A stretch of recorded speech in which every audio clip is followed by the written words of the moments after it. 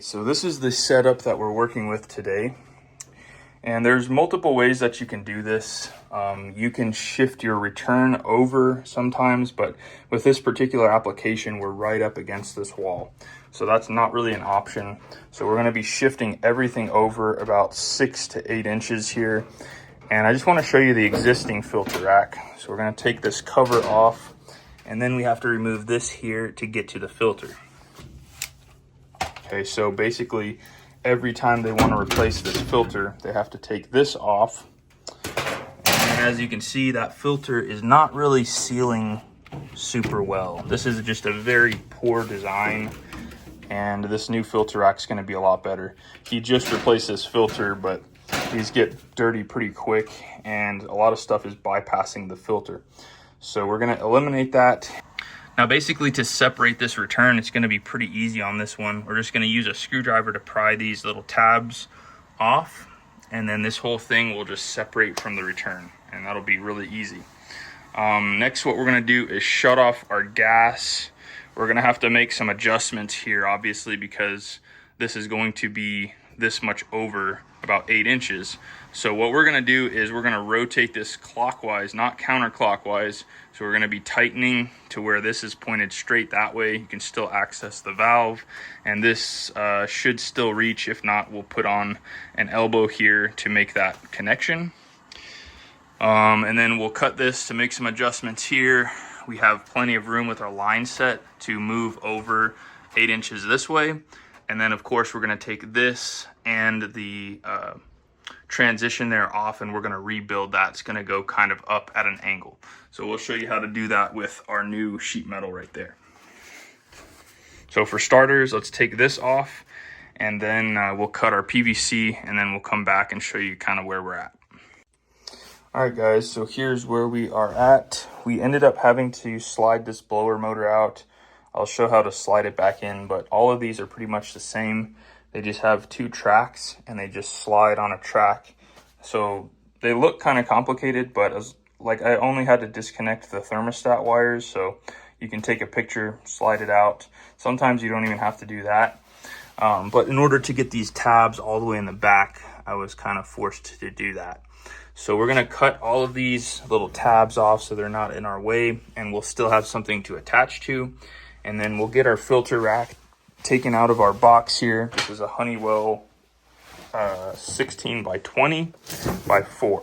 So this is our new filter rack. Super easy to pull the door off, so you don't have to take anything on the furnace apart. So this is going to be a huge difference from what was there. Looks like we need to move it just a smidge. We might be able to make that fit. So we can slide that in and just make sure everything lines up, that we can attach it, seal it, and then we're good to go. So we're gonna get all this area cleaned up so that our tape and caulk and what have you will stick. And then as far as our electrical, we were able to just bend our conduit over. Not a huge bend, but it still looks totally fine. Our gas, we pivoted this way, so we rotated it clockwise. So we're not loosening anything, so we're totally good there. And then we'll just do a little elbow and do our flex back on. We're supposed to have flex here for seismic activity, so that's why we have that. And then our condensate drain will just come down the same and drain right there. And then that's what our transition will be. We'll be coming over to the right, and everything will be good to go. It looks like this will work just fine as well. That's not up to code, but that's how it was. So I'll recommend doing double wall vent up to this point. So yeah, we'll get that cleaned up and then show you what we got once we have this like test fitted. All right, guys, so here's what we got. Got everything cut. All of our tabs are off, and what I used is these Midwest, they're like kind of a right angle snip, so they allow you to get into some pretty tight spots. These are really good brand. Midwest is my favorite for sure. Anything as far as tools go in this video you can find in our Amazon store. Simply go down to the video description, click my Amazon store, and you can find them there. Or if you're watching on TV, I'll leave a link up here in the corner. We'll slide our new filter rack over, do a little test fit here, and look at that. That is beautiful. So we'll get these snugged up. And then the beautiful part about this is because it's a 4-inch filter rack, you can simply take the door off, slide the filter out, and you have access to being able to put your fasteners in and seal everything up. Love everything about these Honeywell F100 4-inch filter racks. You can also see that we are losing however many CFM from that big thing just being wide open.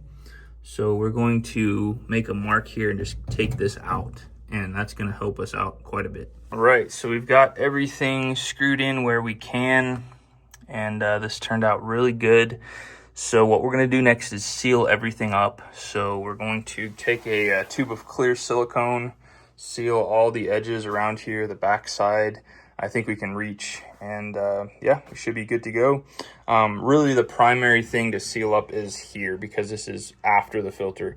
This, if there's any leaks, it's still going to go through the filter, so that's not as much of an issue over here, but we're going to seal it up as best we can, and then we'll move on to our transition.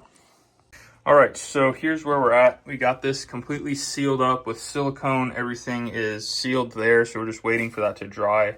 If you get a little bit on the face there, you want to let that dry before you put this cover on, because it'll stick to it. And then we got our thermostat wires hooked back up. So if you don't know where those go, just snap a picture or a video, and that'll help you put them back exactly how it was. Now these are the 2 screws we removed, and it just slides off of this track right here.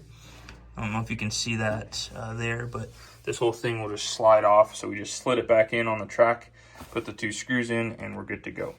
So now we can permanently put this back on, and we never have to take this back off to replace our filter, which is going to be awesome. All right, so here's a little update. So we got this shortened. We threw an elbow on, and we have our flex attached there. Gas is on. We've checked for any leaks, and we're golden there. So the last 2 things we have to do is the condensate drain, which this wasn't even glued. So we're just going to shorten that, and it just came out right here and just drained across the floor. So we're just going to leave that as is, reattach this, and I'm going to go ahead and get started on our transition. So what we need to do is take a measurement from the bottom of this to the top of our S. So the first thing you want to do when you're building a transition is put S all the way around, get it nice and level.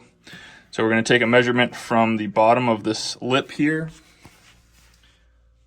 right there. As you can see, they screwed into this, so we're going to do the same thing. So we're going to go down to that lip and then attach right there. So from here to there, and then we're going to cut a piece basically from here to there, just a square piece. So this will just be a rectangle. We'll put it in place and then make our marks. Okay, so we've got our rectangular piece cut out. We're going to go ahead and use our Hillmore pocket brake just to make this more rigid. And you can do this with one hand, just kind of eyeball where you're going here. Just like that.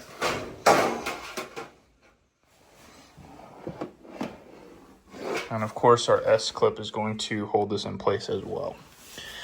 So next what we're going to do is take this piece, slide it in here.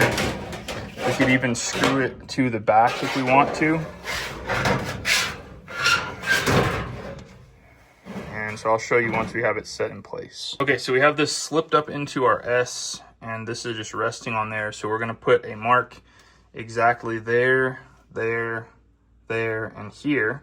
And then what we're going to do is, actually we're gonna push it this way a little bit, and we gave ourselves a few extra inches so that we have a way to fold this in to accept our next piece. So we're going to push that over to where we have at least 1 inch extra there. So we'll make our marks there, there, there, and there, and then we'll show you what to do next. Okay, so this is our piece. We've made our marks. So we're going to make 1 mark here to here and there to there, and then we're going to add 1 inch to that, and we're going to fold those in. Okay, so this is going to give some rigidity to this piece now. So we'll slide this into our folding bar. Line up those marks. Like that. Same thing with this.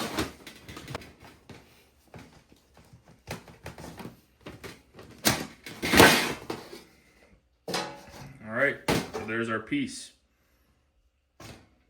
Let's go ahead and pop this in and see what we got. All right, we got our first piece in. It looks beautiful. We have our 2 pieces of S installed, and we also threw some screws up there to keep this from moving. So next what we're gonna do is measure from this bottom lip here to the top of this S, and we're just gonna go and make note of kind of this.